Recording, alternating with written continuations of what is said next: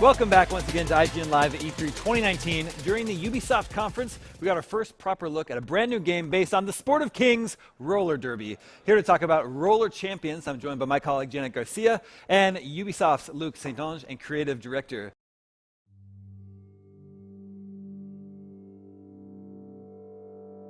Thank you. I try. I have a lot of questions about this game. Luckily, Janet has already gotten a chance to play it, so I'm sure you will be able to answer a lot of them. Let's start with sort of a high-level overview of what this game is. I'll let Gauthier answer this one. Well, it's a sport. We looked at the way we play today. We compete really hard. We share, we stream, we cast, we watch. And we had to celebrate this, and we wanted to make a game that is a show. And the best way for us to make a game that is a show was to create a sport, actually, because a sport is a game and a show. And that's what it is. It's a sport, team play, 3 versus 3, high pace, and you roll around an arena, you complete laps counterclockwise, and you score goals by throwing the ball in the goal ring, or throwing yourself with the ball in the goal ring, which is more difficult but spectacular. And it's also the fantasy of the sport. So it's a skill-based game. So when you pick up the controllers the first time you play, it's harder, but it's quite easy to pick up. But once you go and you play more hours into it, you get a good sense and you can create some more really cool jump over, do passes, and dash your opponent so you can time yourself way better. So Janet, what was your experience, what were your impressions from playing the game?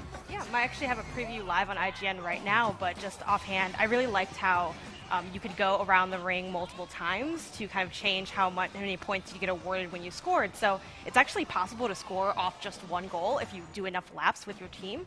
So I thought that was kind of an interesting way to vary up the strategy of the game. I also like that I wasn't exactly the best at shooting the ball into the goal. Like a lot of my teammates struggled with kind of picking that up, especially off a cold playthrough. But what was fun is that, maybe I wasn't great at offense, but I could defend, I could help out my teammate that was carrying the ball. So there's a couple of different strategies you can take, and I think that really helps in a game like this that is so skill-based. Even if you're just starting out, you can still figure out something to do while you're playing. Exactly. And you can figure out your own style. So this is what we want to make sure that the players can actually express themselves the way they want inside the game, and the story that they're going to put into the game is their own story. So you're going to start in small arena like any other sports. When you start picking up basketball, you don't play for the NBA at the beginning. That's the same thing inside the roller champions. And so you start in smaller arenas and you get fame. So you grind in the E3 demo, you're gonna grind fans 1 by 1 or 10 by 10, depending on the game you did, if it's a good game or not.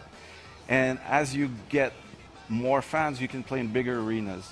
And that's the fantasy. So we really wanted to have a sport, the roller thing, and the champion side is all the fantasy from the player growing inside the game. If I may, the multiple laps you mentioned is really important for us because it makes drama. We want drama. We want it as a show with drama. And actually, the first team to score 5 points win.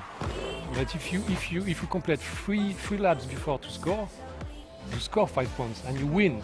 And good players, fast players that pass, do long pass, they can do it in 20 seconds. You can win a match or turn the tide in 20 seconds. Yeah, I've definitely seen that happen in some of my matches.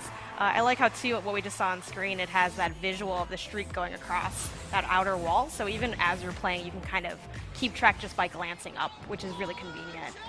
You guys mentioned that you grind to get fans. Is that going to be based on individual player performance, your team's performance, or a combination of the two? It's both. Yep, it's a combination of the two. It's both. So depending if you win a match, if you lose a match, if you did help us, if you scored a goal, if you didn't. So all these things are going to be taken into account when you gain more fans. But the matchmaking is based on totally different data. It's really skill-based for the matchmaking. Okay. So there are really skilled players, less famous than others. Is there any sort of progression system Are you improving any sort of stats as you play, as you win games? Yeah, in the E3 demo, we're very early. We're still pre-alpha, so we have the fan progression within the E3 demo, and for the scoring and all these things, we will have leaderboards at the end of the 5 days. But it's a sport, and it will be always fair. You want to you won't get faster. Right, that makes sense. One of the things that makes it exciting is it's fun to watch, but you know we have a downloadable E3 demo on Uplay PC, and I'm pretty sure when you pick up the controllers and you start going around, it doesn't take too long to understand exactly what's going on into the game. Absolutely. It's very physics-based, so after that, it's all learning about the move, timing yourself. But the first thing, when you pick up the game, it takes maybe a minute, 2 minutes to understand just how to go around. And after that, like you said, you feel that you can contribute to the team, whether you can score or you can dash opponents. And also, we base the game on physics and rolling and down the slopes, etc., so that you understand at glance, even if you don't know the rules of the game.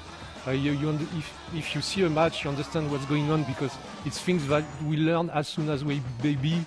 We see things rolling down, and so it's understandable from any point of view, from any player, any viewer. Everything is understandable. And now that it's playable and we're out, actually very excited to just say to the world it exists. You can download it. Sure. But from what we've seen from the yesterday and today, we had some play sessions. We saw some move that we haven't seen from the dev team. So really, the players can really express themselves the way they play. And when the team play, they're very, very good. So they can pass the ball and all these. Yeah, it'll be exciting to see what people end up doing with it now that Yeah, we're really excited also to see what they can do with the game that is out now. I saw some guys packing, free packing together. I see some guys catching the ball in midair and passing the ball before to land. I never did that myself. Yeah, absolutely. So what's the long-term plan for Roller Champions? Is this going to be a full retail release? Is it a downloadable game? Is it going to be a free-to-play game? It's a free-to-play game. Gotcha. It's like I said, it's very early, so we still have details to come up with, but it's going to be a free-to-play game. It's going to release early 2020. And for now, the E3 demo that you can download is on Uplay PC. It's a really early build, it's a pre-alpha, and we want to craft the core gameplay and the pure diamond and to build on this. It's a game that was always playable till the start, even at Ubisoft, the employees could play it since the very first prototype. Cool. Yeah, it's been playable for about a year now. Gotcha. Yeah. It just looks way better than it was last year. Very impressive, yeah. It's always very cool to see new games announced at E3. Thank you so much for coming by the IGN set. Thank you.